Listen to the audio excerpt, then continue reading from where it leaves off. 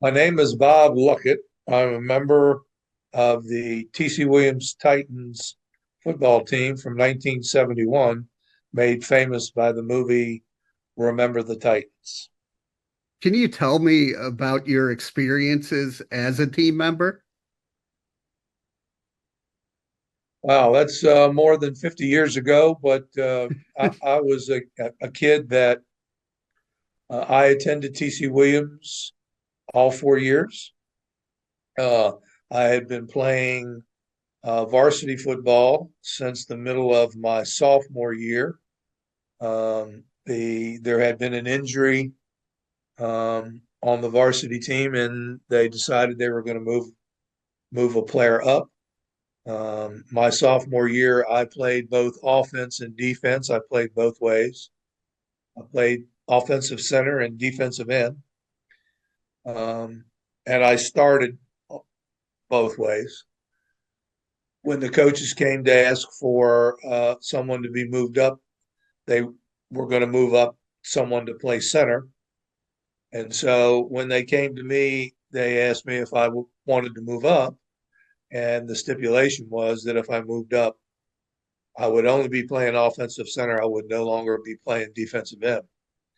As a sophomore in high school, 16 years old, and you get asked if you want to move up to varsity, the answer is unequivocally yes, move me up. I want to go. And I don't care what I get to play or what I asked to play. I just want to go. So all of the second half of the season, I played center. All of my junior year, I played center.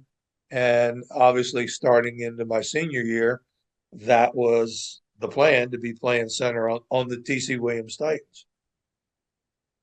Uh, None of us, from any of the kids that had attended Hammond High School, which was in the west end of the city, or George Washington High School, which was in the east end of the city. Of course, TC Williams was in the middle of the city. None of us, no kid knew that there was a plan to merge the three high schools into one. And all of us were preparing to go about playing our senior years or junior years at our respective high schools. It was only during the summer did we receive notification that the schools would be merged together. Um, like most kids, um, I didn't really know what was behind the need for the merger. Certainly, I had heard that there was something amiss, and the federal government told the city of Alexandria that your uh, desegregation or your segregation policies were not in line with what the federal government wanted. And if you didn't make some changes very quickly, that there would be millions of dollars to the city of Alexandria that would be lost. I didn't know about that, quite frankly. I didn't care about that. All I knew was is now I was going to be going to high school with two groups of kids that I grew up disliking. Um, it wasn't about race per se. It was about the fact that I grew up knowing that those two high schools were my enemies. And now didn't have a choice. I was going to be placed as teammates with them. Now, certainly, I knew some of those guys from both of those schools, basically because we grew up in the same town. We played summer sports against each other, baseball, basketball, and even football when we were playing rec league sports. And I knew a few of them socially, but for the most part, I didn't really know these guys and didn't want to know them. And so we were thrust into that. Um, and as it turned out to be really good. I don't think that anyone that you would talk to would tell you that they going in that they thought it was going to be what it turned out to be. Um, and often when we go around the country and talk to people, especially young people, we say, when you're 16 or 17 years old in high school, how many of you would ever think that somebody would want to come and make a movie about your junior or senior year in high school? And how are you acting now as a junior or senior in high school? And how was that going to be reflected if they do come and make a movie about you? To think about that and try to keep that in mind. Um, your question is, experiences about that. I talked to you about how we came together. Yeah. Certainly when the movie came out, um, and we went to the filming of the movie in Atlanta, and then we were able to attend the movie premiere. Some guys went to the Rose Bowl in California, um, and then there was a national premiere of the movie here in it was in Washington D.C., and we attended that. And then after that, a uh, a party was held at the ESPN Zone, which were big back in those days, and there was one in D.C. In fact, the entire restaurant was just for the Titans and all the dignitaries that were invited to that. So that was pretty special. Um, what about the movie? Okay, so let's talk about the movie. When I first watched the movie, um, my brother was a teacher at T.C. Williams High School, and somehow or another, he got tickets to a pre-showing of the movie, and he and I and Earl Cook, who was a defensive back for our team, he was a black guy. When the movie came out, Earl and I had corresponding positions, if you will. I worked for the fire department, and I was uh, the chief deputy fire marshal in the city of Alexandria. So I was in charge of all investigations that the fire department handled. And Earl Cook was a captain, and he was in charge of a criminal investigation section for the police department. And he was in charge of all criminal investigations that the police department handled. In fact, uh, when the movie came out and there was so much media attention, the city manager went both to the police chief and to the fire chief and said, look, anybody that's coming to the city and wants to know about this movie and they want to talk to Luckett or Cook, they're going to talk to Luckett and Cook, and that's the end of it. You just, whatever they're doing, you cut them loose and let them go talk to them. So I think that's how the tickets came about. My brother got it from being a teacher, and then Earl and I being in the positions that we were. So the three of us went to a movie theater in Washington, D.C. We sat in the very back of the movie theater in the top of the balcony, as far away from people as we could possibly get. And we watched the movie. When the movie was over, Earl and I turned to each other and we immediately said, man, that was a great soundtrack. That was the first thing. Um, Certainly, there were periods in the movie that raised emotions for both of us. I can tell you uh, the part in the movie where Bertier gets hurt and goes through his process. Um, there were tears streaming down my face, and in fact, um, after watching that, and then the city of Alexandria had a premiere, and watched the movie in Alexandria at the premiere, I cried again. And that, having watched that movie probably 100 times or more over the course of the last 25 years, that still brings about emotion. Um, and then I would guess I would tell you that there we had conversations about um, why didn't Disney do the filming in Alexandria? Right. Why didn't they give more attention to the entire team? Um, Earl and I were struck by the audience's review. There were times in watching the movie that people clapped and cheered when both things that could be seen as good or bad happened. Um, And so that was pretty odd for us because the movie technically was about us. Earl was a perimeter guy that was named in the movie, so his name was used in the movie. They had him as being a white guy, and he was a black guy. Um, my name was not used, nor was there a character of me. Um, we think to this day, every player will tell you that they think Disney got it wrong by not putting a picture of the team at the very end of the movie and displaying all of our names. And by doing that, every single kid that was on the team would have been able to say, "Hey, I was in that movie." And it wouldn't have made any difference what position you played or didn't play. Um, and the movie, and that's kind of been the mainstay of our Players Association, is that we have a movie poster.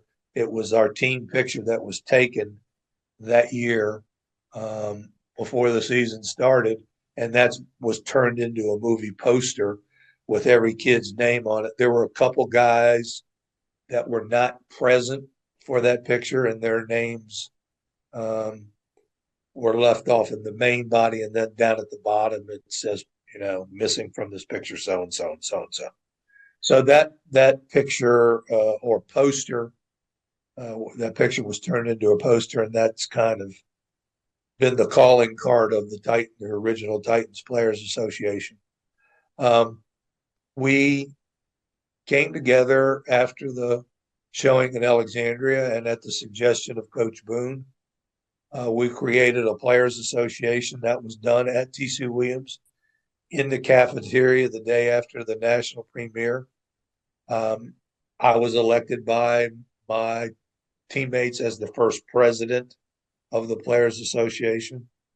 I'm happy to tell you that Players Association is still active today.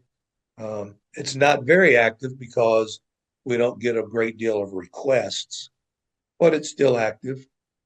And we've given a high school scholarship every year from 2000 and through 2024. So we've given 24 college scholarships. We continue to plan to do that. And the first young man that got the scholarship was a kid from an African country. He was the first person in his family to be educated in the United States. He went to Virginia Tech and graduated with an engineering degree, and he is a civil engineer in the Northern Virginia area today. So that's kind of you know big on the heart, and to be able to go around the country and meet and speak to people about what we endured and went through that year has been really been an honor and a privilege.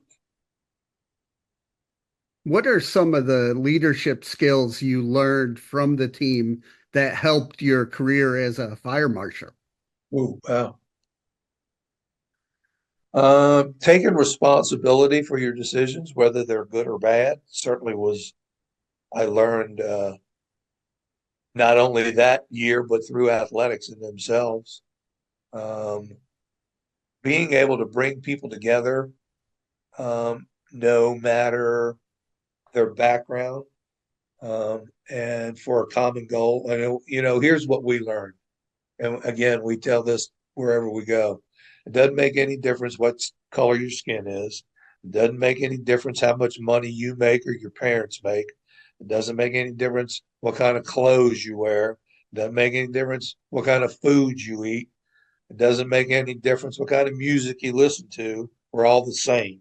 And if we come for a common goal, appreciate what those people bring to achieve that common goal, and you can be successful.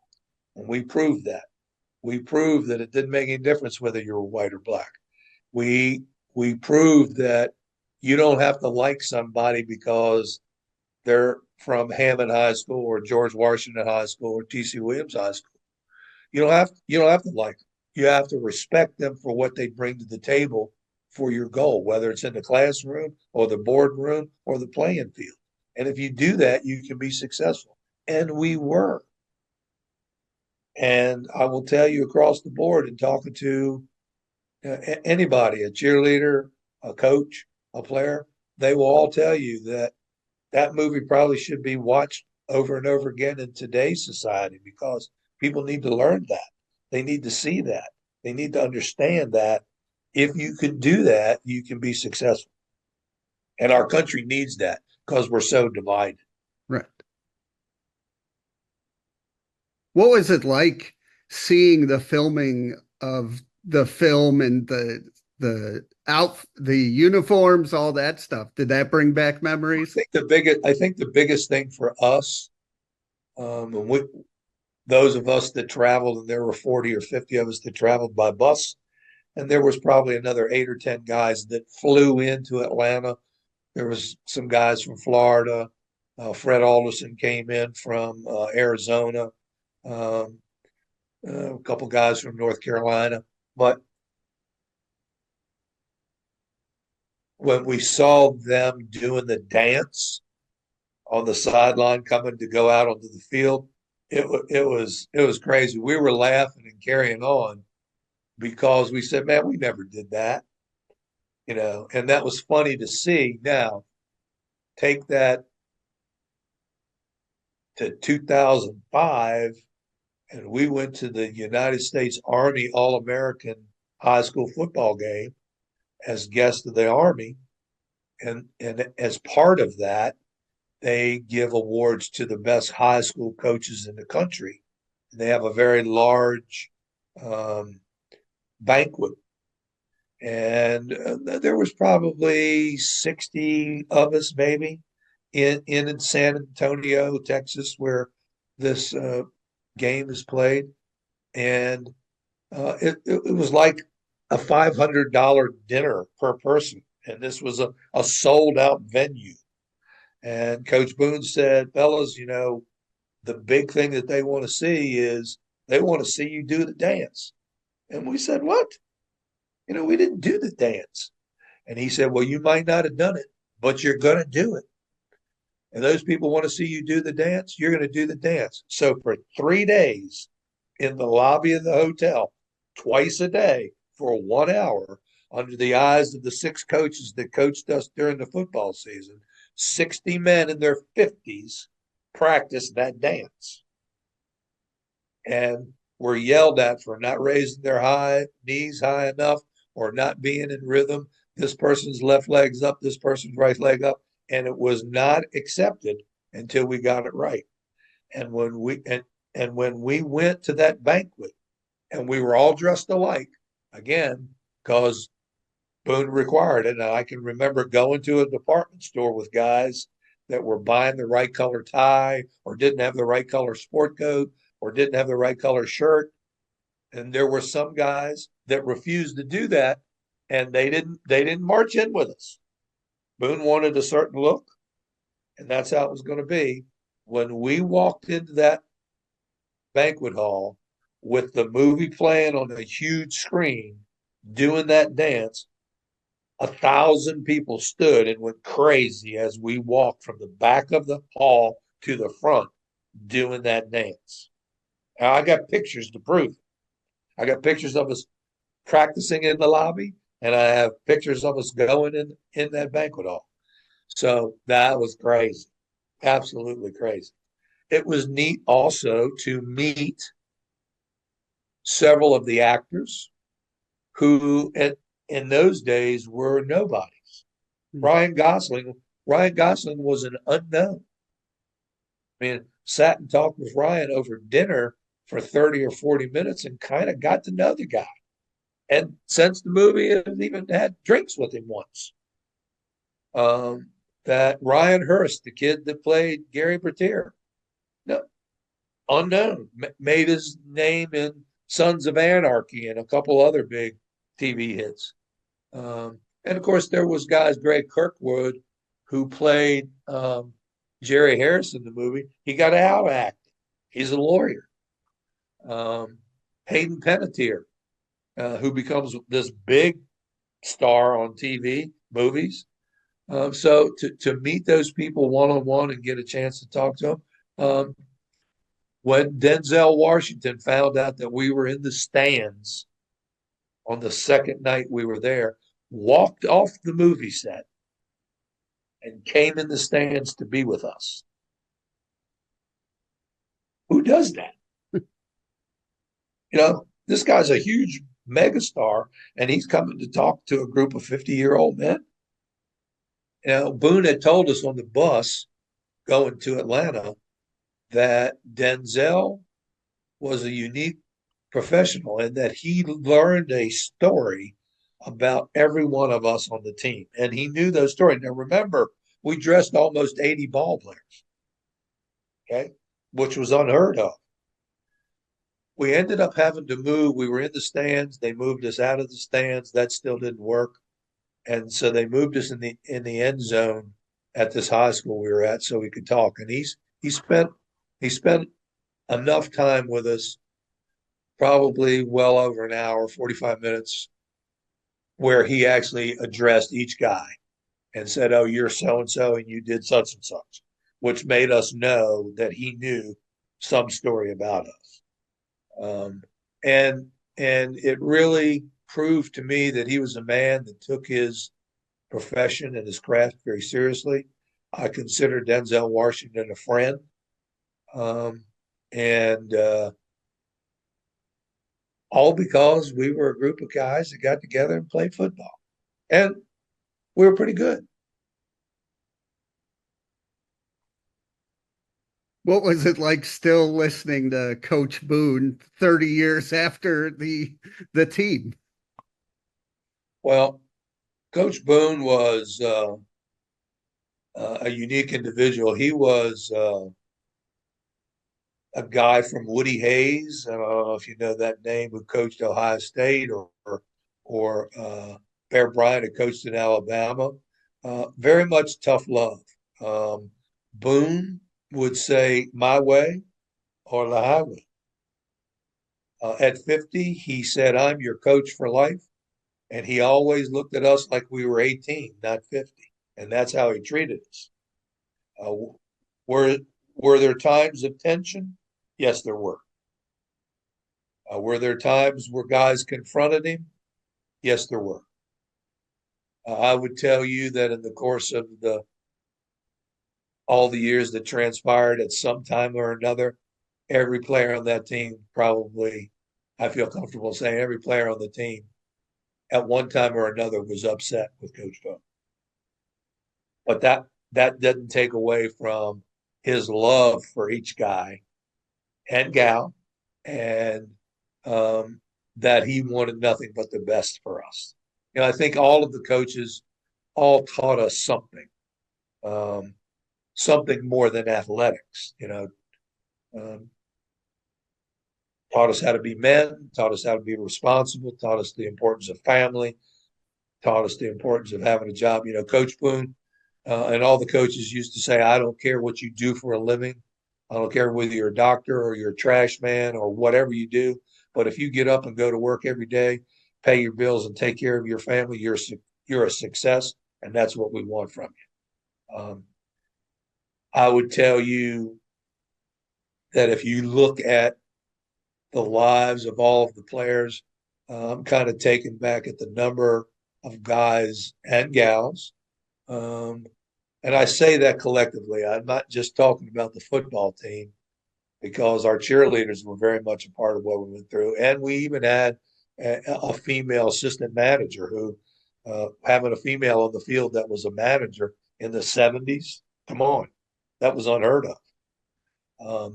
So we're all Titans. We're all family. Um, I'm taken back about how many of us were in positions in our lives where it was about giving back to your community, giving back to your country, giving back somehow. School teachers, doctors, military, policemen, firemen. They were all in positions, a great deal of them, that they gave back in some way. And We learned that from the 6 or 7 coaches that we had that year, the importance of that. Can you tell me a little bit about the book you're working on? The book I'm working on. Wow. Thank you for asking. Um, the book that I'm working on is called Remembering the Titans 50 Years Later and Beyond. And I embarked on this because I wanted the world to learn about the real Titans. I wanted them to learn that we were actually more than what was portrayed in the movie. Gregory Allen Howard and Disney wrote what they wanted to write, and they portrayed people as they wanted them portrayed. And that all the time wasn't necessarily who they really were. Now, unfortunately, many of the people, almost all of the people that were depicted in the movie are deceased. Um, Jerry Harris is still alive. Ronnie Bass is still alive. Um, Earl Cook is named in the movie, so he's still alive. Kirk Barker is named in the movie. He's still alive. But the main players, Julius Campbell and Coach Boone and Coach Yost and Coach Hines, um, Blue, um, Petey. I mean, those guys are all deceased. But what I what I've done is I've reached out to every player and cheerleader that's still alive and interviewed them. I have a standard set of questions that I ask every single person, and I'm allowing them to tell me what they thought of the merger, what they thought about how the movie has affected them and their family and their lives. That do they think that the movie's message, whatever they believe that message is, has a place in society today? Um, and taking the stories that each of them have and writing about that. I also felt it was important that each game that we played in the course of that year be talked about. So all 13 games that we played are 13 chapters in the book. And I go into detail on the statistics of that game and who did what, when, where, and how, and show just how domineering we were. Remember, in the movie has us winning the state championship against a team that we really didn't play in the state championship. And they have us winning it on the last play of the game. Well, that's not true. I think Disney got it wrong. We played Andrew Lewis, Salem, Virginia, in the state championship game, and Andrew Lewis was a hell of a team. We didn't just beat them, we beat the hell out of them. We smothered them. We beat them 27-0. And at the end of the game, their total yardage for the game was -5 yards.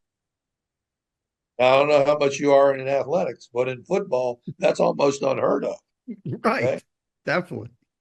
And I think it would have been a better ending to the movie that Disney showed the world how much this group of kids really did come together to be a powerhouse team that was able to go out and do that. We had 9 shutouts in 13 games. Now, as a course of writing this book, in doing research on Andrew Lewis, I've had an opportunity to meet and interview many of the players that played on that team.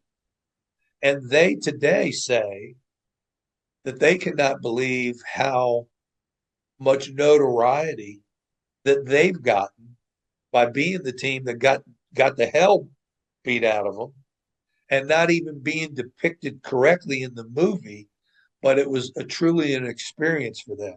Now, I will tell you, they were all across the board taken back at our numbers. They couldn't believe that when we came out on the field to warm up, I mean, across the board, they say all we saw was a sea of red and white, white pants and jerseys and red helmets. And you just kept coming and coming and coming and coming. I interviewed people that were in the stands then. I interviewed the cheerleader, the captain of their cheerleaders. They were all taken back by that. And I would also tell you, I interviewed one of their assistant coaches who said, Bob, we could have played you 10 times, and 10 times you would have beat us because you all were that good. We were a scrappy group of young country guys that, were really into it. And you guys were like playing a college team. You were big, you were strong. We didn't have any guys that played both ways. Our guys were always fresh. We were interchanging people. So, in football, you kind of get used to the guy across from you has a certain kind of move, or, they want to go this way or that way. Well, teams couldn't get used to that because we were changing, we were changing players all the time. Remember, we had 66 guys. Think about this now, three schools, 22 starters for each team. So we had 66 guys that were starters. So you could get down to second string, third string, fourth string, and on many teams in the state of Virginia or around the country, they would have been a starter. So there wasn't a drop off in the athletic ability. So to get to talk to those guys and kind of get to know them and get their stories, and the other great thing, and I'll just give you a story. We played Hayfield High School, who was in Fairfax, Virginia. Hayfield is still open today. Yep. They have a very good sports program. In that game, we had a kick returner by the name of Dana Grimes, and um, he received a kick and was going to take that kick, that punt, back for a touchdown. And he said, I fielded the ball. I head to the sidelines. I'm going up the field. I've got like one guy to beat. So I slowed down for a guy by the name of Jimmy Jones. Jimmy Jones was a TC kid. He played tackle and linebacker, defensive tackle and linebacker. He wanted to slow down so Jimmy could get in front of him, and he was going to kind of grab his jersey and kind of push him the way that he wanted to block this guy. Now, Jimmy is a very, very pigeon-toed guy. And when he ran, his legs kind of flopped around. And so he said, Bobby, I didn't get to make that touchdown because when Jimmy was cut in front of me with them damn pigeon-toed legs, he kicked me and I went down. Okay, that's the story. Now I go and interview Jimmy Jones for the book. I said, Jimmy, you remember any plays particularly about that season? Oh, he said, I remember one, Luckett. I remember punt return in the Hayfield game. I said, oh, really? Interesting. I said, I've heard about that play. Tell me what you remember, Jimmy. Jimmy said, look, man, it was great. Dana Grimes takes the ball to the sideline. He's going to go up. He said, this guy's coming down the field. And he said, I thought he was going to go right. And so I dove to the right, but the guy went left and tackled him. And I said, well, that's not the story. That's not the story that Dana says. Dana says you tackled him because you kicked him with your pigeon-toed feet. Well, now there you go. Here's two guys that played on the team together, that played on the same play together, who told the same story, but just that little bit was different. Well, that's a remembrance that they have Yeah. 52 or 54 years later. Now, here's another story. Two guys that played on the team, one played offense, one played defense, and understand that the coaches kept us separated. If you were a defense player, you only stayed with the defense. You didn't interact with the offense. If you were an offensive player, you stayed with the offensive guys. There was no interaction. We even rode on separate buses, offense on one bus, defense on the other.